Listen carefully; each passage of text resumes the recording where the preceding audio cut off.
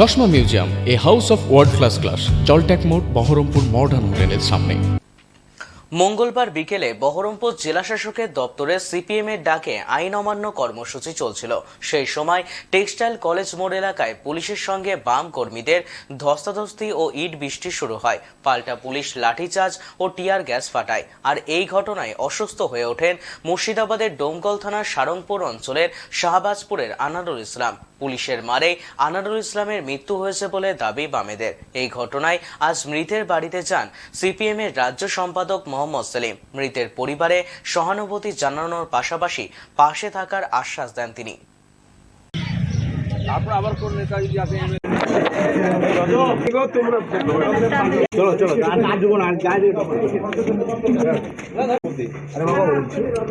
এমনি আসে তো বসে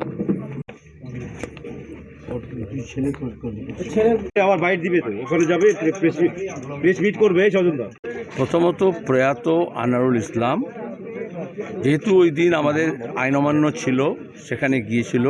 ফেরার পথে তারপরে যখন অসুস্থ বোধ করে, যে কমরেডার সঙ্গে ছিলেন তারা কাছাকাছি ডোমকল হাসপাতালে নিয়ে যায়।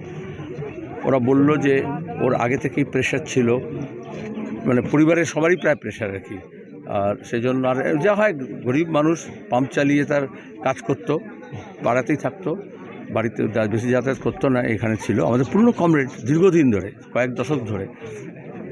তার এক হাসপাতাল থেকে যা হয় অন্য হাসপাতালে নিয়ে গেল, সে আর ইসলামপুরে থেকে ডোমকলে নিয়ে গেল, ডোমকল থেকে রেফার করলো তোমার গিয়ে মেডিকেল কলেজে, কিন্তু মেডিকেল কলেজে যাওয়ার আগেই সে মারা গেল।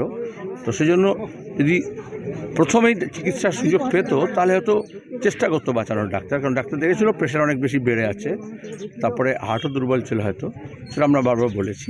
আর বাড়িতে আমি এলাম আমাদের সিম্প্যাথি জানাতে, সমবেদনা জানাতে। যে কেউ মৃত হলে এটা কালচার, সংস্কৃতি, শুধু এটা আমাদের পার্টি বলে নয়, পরিবার, সমাজ, ধর্ম সবেতেই আছে, পাড়া প্রতিবেশী সবাই একাট্টা হয়েছে।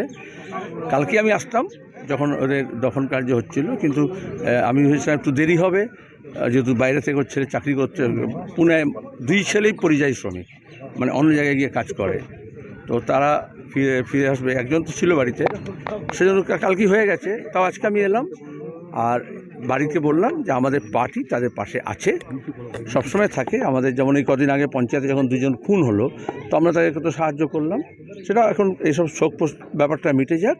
আর আমাদের পার্টির লোকজন তাদের পাশে থাকবে। যেহেতু বিধবা স্ত্রী হয়েছেন, তাকে তার দুই ছেলে আছে, বউ আছে, মেয়ে আছে, জামাই আছে, আত্মীয় স্বজনরা আছে। এই বাড়িরই উনি বললেন যে তার মেজ শ্বশুরের ছেলে, মানে দেবর, সেই গত বিধানসভা নির্বাচনে সে গাড়ি চাপা পড়ে মেরে গাড়ি চাপা মারলো তিনজনকে, দুজনকে, তার মধ্যে একজন ওই ছিল। আবার আনারুলের মাও বেঁচে আছেন। তো একজন মায়ের কাছে তার সন্তানের মৃত্যু সবচেয়ে বড়, সেও কান্নাকাটি করছিলেন, আমার ছেলে মারা গেছে, এই জন্যই দুঃখ প্রকাশ করছিলেন। একটা বাড়িতে দুটো বিধবা হলো, অলরেডি কয়েকদিন আগে শ্বশুর মারা গেছে, কিছুদিন আগে, এখন ওনার স্বামী মারা গেল। বাকিটা যেহেতু সংসারে দুই বউ মা আছে, দুই ছেলে আছে, মেয়ে আছে, জামাই আছে, তারাও কাছাকাছি থাকে। আর সজুরা বিবি, যিনি যার আনারুলের স্ত্রী, তার যেহেতু বাপের বাড়ি এই গ্রামের ধারে কাছে, সুতরাং আত্মীয় স্বজন নিয়ে আছে, পাড়া প্রতিবেশী নিয়ে আছে, খুব একটা বেশি অসুবিধা হবে না। আর আমরা বললাম আমরা পার্টি তাদের পরিবারের পাশে সবসময় আছি, থাকবো। রজব আছে আমাদের মেম্বার, ও যোগাযোগ রাখবে, কোনো অসুবিধা নেই।